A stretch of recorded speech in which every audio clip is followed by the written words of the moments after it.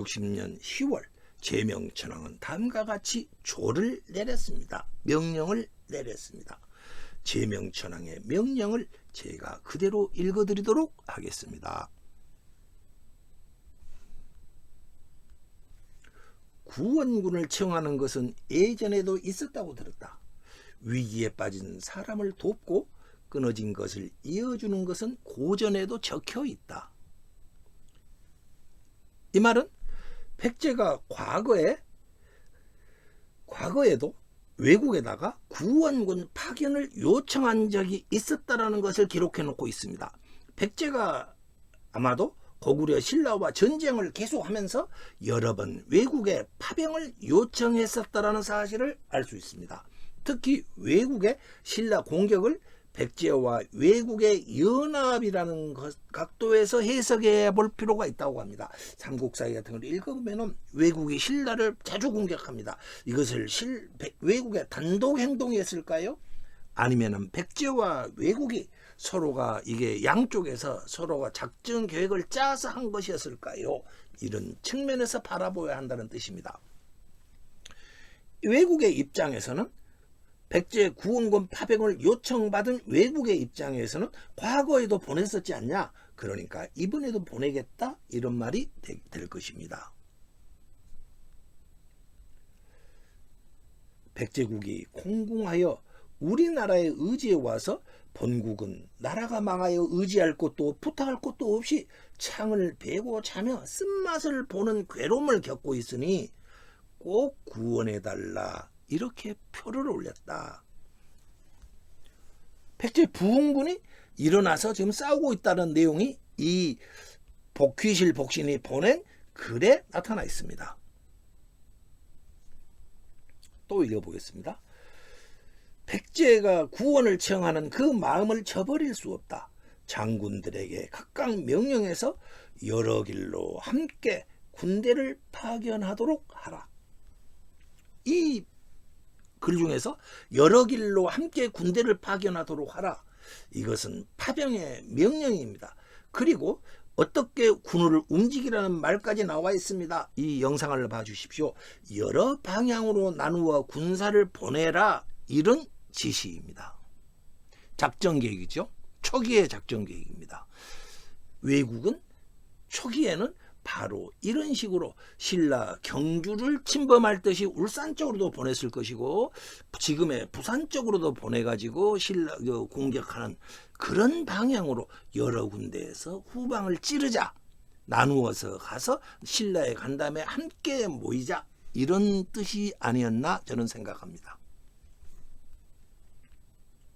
그리고 신속하게 움직여서 일제히 신라에 집결한다면은 우두머리 악인을 베어 백제의 어려움을 덜어줄 수 있을 것이다. 자, 여러 길로 가서 신라를 공격하라고 했지 않았습니까? 이 구절로 미뤄보면 신라 후방을 공격하라는 것 같습니다. 외국이 신라 후방을 공격하면은 백제로 가 있던 신라군이 수도 경주를 지키기 위해서 군사를 빼내야 할 것입니다. 그렇다면 백제 부흥군의 부흥운동은 한결 수월해질 수 있을 것입니다. 실제로 초기에는 외국군이 이렇게 아마도 움직였으리라고 봅니다. 기록이 다만 남아있지는 않습니다. 그리고 여기에서 우두머리 악인을 베라는 말은 우두머리 악인은 누구냐? 신라 태종 무열왕을 뜻합니다. 이것은 매우 중요한 구절이 됩니다. 만엽지 8번가와 연결되게 됩니다. 다음 영상에서 이 구절의 의미를 설명하도록 하겠습니다. 그리고 제명천왕의 초가 계속되고 있습니다. 마땅히 유사들은 모두 잘 준비하여 예를 다하여 왕자를 출발시키도록 하라. 이로써 백제 왕자 부여 풍장이 백제로 돌려보내지게 됩니다.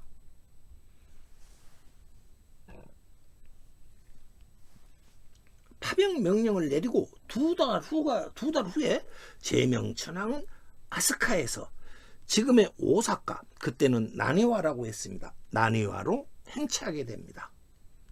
제명천왕이 멸망 직전에 있던 백제 구원을 위해서 출정길에 오른 것입니다. 그때가 바로 660년 12월 24일 음력 12월 24일 말하면 크리스마스 이브하고 딱 겹치니까 애우기도 쉽죠. 바로 660년 12월 24일 출정길에 오릅니다. 그 길은 제명천왕에게는 다시는 아스카로 살아서 돌아오지 못할 운명의 길이었습니다. 제가 지난 영상에서 다루었듯이 제명천왕은 7개월 후에 우쿠오카 초창굴광정 궁에서 전염병으로 사망하고 맙니다.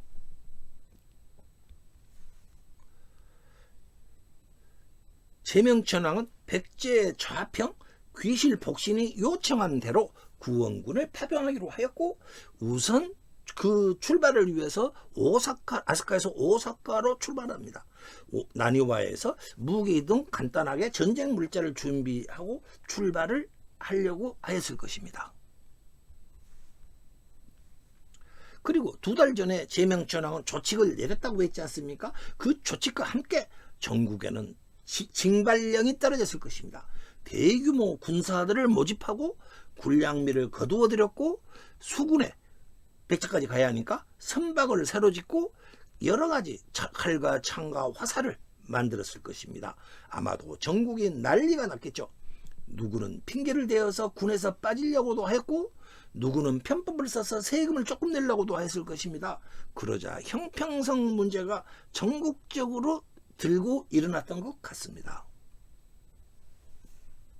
이때 일본 서기에 바로 이때 누굽니까? 제병창이 징발령을 발령한 이후 그때 일본에 이상한 노래가 있었습니다.